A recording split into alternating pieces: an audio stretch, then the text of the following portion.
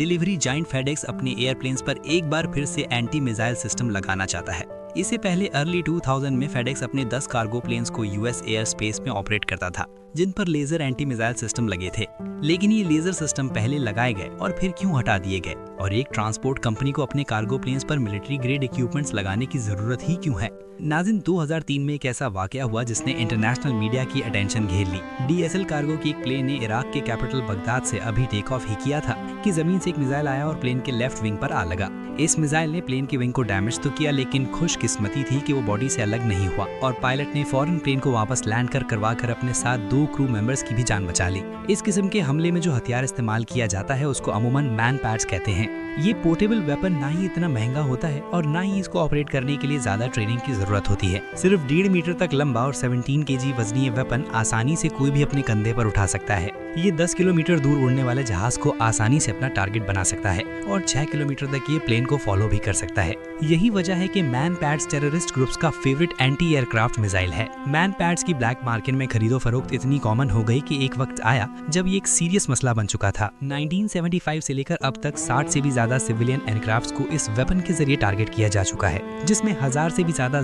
जाने जा चुकी हैं। जब टेररिस्ट किसी जहाज को टारगेट करते हैं तो कीमती जाया होने के साथ साथ और भी कई नुकसान इससे जुड़े होते हैं, जिसमें इकोनॉमी का डाउनफॉल सबसे बड़ा फैक्टर है। एक सर्वे के मुताबिक जब कोई सिविलियन एयरक्राफ्ट अटैक की जद में आता है तो इसमें होने वाला डायरेक्ट नुकसान 1000 करोड़ यूएस डॉलर्स तक होता है। लेकिन कंट्री की इकोनॉमी पर होने वाला इनडायरेक्ट नुकसान हमारी सोच से भी ज्यादा होता है, क्योंकि जब भी कोई ऐसा हादसा होता है तो 70% तक लोग खौफ के मारे अगले कई महीनों तक ट्रैवल ही नहीं करते। इसकी जीती जागती एग्जाम्पल हमें 9/11 के अटैक्स के बाद देखने को मिली थी। इस बढ़ते हुए खतरे के जवाब में 2003 के अंदर यूएस कांग्रेस ने कदम उठाया और कमर्शियल एयरप्लेन्स को मैन पैड से बचाने के लिए कोशिश शुरू कर दी। इस प्रोग्राम को काउंटर मैन पैड्स का नाम दिया गया, जिसमें मिलिट्री टेक्नोलॉजी को इस्तेमाल करके एंटी मिसाइल सिस्टम बनाने का फैसला किया गया। पर क्योंकि ये एंटी मिसाइल सिस्टम किसी मिलिट्री प्लेन पर नहीं बल्कि कमर्शियल प्लेन्स पर लगने थे, इसी वजह से इनमें कुछ चेंजेस करने की जरूरत थी। यूएस होमलैंड सिक्योरिटी ने ये काम 2 अलग-अलग कंपनीज के जिम्मे लगाया। एक थी बीई सिस्टम्स और दूसरी कंपनी थी नॉर्थरॉप ग्रामन। बीई सिस्टम ने जेटाई नामी सिस्टम डेवलप किया, जबकि नॉर्थ ग्रामन के बनाए गए सिस्टम को गार्डियन का नाम दिया गया। ये सिस्टम प्लेन के फ्यूजलाज के नीचे इंस्टॉल किए गए, जो आने वाले मिसाइल को डिटेक्ट करके उसको खत्म तो नहीं कर सकते थे, लेकिन लेजर बीम फेंक कर मिसाइल को कंफ्यूज करके उसकी डायरेक्शन चेंज कर सकते थे। आपको यहाँ बताते चले कि मैन पैड्स मिसाइल में कुछ सेंसर्स लगे होते हैं जो जेट इंजन से निकलने वाले एग्जॉस्ट की गर्माहट को डिटेक्ट करते हैं। इन मिसाइल की स्पीड किसी कमर्शियल प्लेन की स्पीड से 2.5 गुना ज्यादा होती है। इसी वजह से ये बड़ी आसानी से प्लेन तक पहुंचकर उनको हिट कर सकते हैं। एंटी मिसाइल सिस्टम से निकलने वाली लेजर बीम मिसाइल की सेंसर को कंफ्यूज करके उसको टारगेट से दूर लेके जाती है। बीई ने अपना सिस्टम अमेरिकन एयरलाइंस के 3 बोइंग 767 पैसेंजर प्लेन्स पे लगाया, जबकि नॉर्थरॉप ग्रामन ने अपना गार्डियन पॉड फेडेक्स के 10 कार्गो प्लेन्स पे इंस्टॉल किया। दोनों कंपनीज के अलग-अलग सिस्टम्स को इंस्टॉलेशन से पहले डमी जेट इंजन पर टेस्ट भी किया गया था।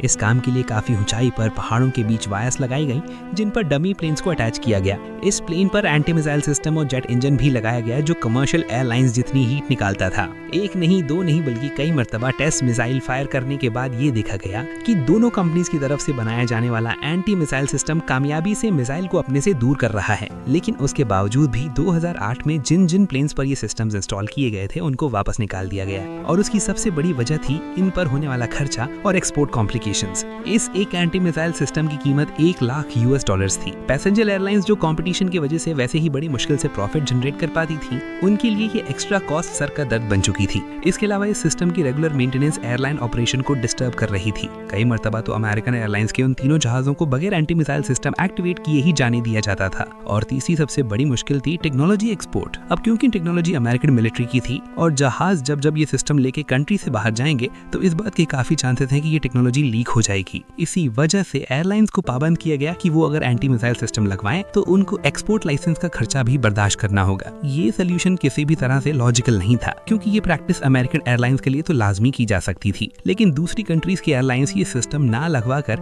अपनी कॉस्ट बचा सकेंगी और कंपटीशन में पैसेंजर्स को सस्ते टिकट भी दे पाएंगी। तो इन शॉर्ट ये सिस्टम अमेरिकन एयरलाइन बिजनेस के लिए सुसाइड से कम नहीं था। कमर्शियल एयरप्लेन्स पर एंटी मिसाइल सिस्टम इंस्टॉल करवाने के करीब 10 सालों के बाद 2019 में फेडेक्स ने एक बार फिर से लेजर मिसाइल डिफेंस सिस्टम के लिए अप्लाई किया। इस नए सिस्टम में और पहले लगने वाले सिस्टम में फर्क सिर्फ इतना है कि ये टेक्नोलॉजी फेडेक्स खुद इंट्रोड्यूस करवा रहा है और इस पे सारा खर्चा भी खुद ही करेगा। पर सवाल ये है कि फेडेक्स अपने कार्गो में आम जहाजों से हटकर और भी कई सेंसिटिव चीजें ट्रांसपोर्ट करते हैं, जिसमें इलेक्ट्रॉनिक्स, फार्मास्यूटिकल्स और कभी कभार मिलिट्री इक्विपमेंट भी होता है। इस कार्गो को मिसाइल से बचाना फाइनेंशियल और नेशनल लॉस से बचने के लिए बहुत ज्यादा जरूरी है। इसके अलावा फेडेक्स या DHL के कार्गो प्लेन्स में जो भी सामान जाता है, बेशक उसकी इंश्योरेंस तो पहले से हो रखी होती है, लेकिन कुछ सामान ऐसे भी होते हैं जो इंश्योरेंस की रकम से ज्यादा इंपॉर्टेंट होते हैं। अगर कभी इन कार्गो प्लेन्स पर हमला हुआ तो इससे होने वाला सबसे बड़ा नुकसान ना ही सामान के मालिकों को होगा और ना ही इंश्योरेंस कंपनीज को, बल्कि ये नुकसान फेडेक्स जैसी कार्गो कंपनीज को होगा, क्योंकि अगली बार लोग अपना सामान बुक करवाने से पहले 10 बार सोचेंगे।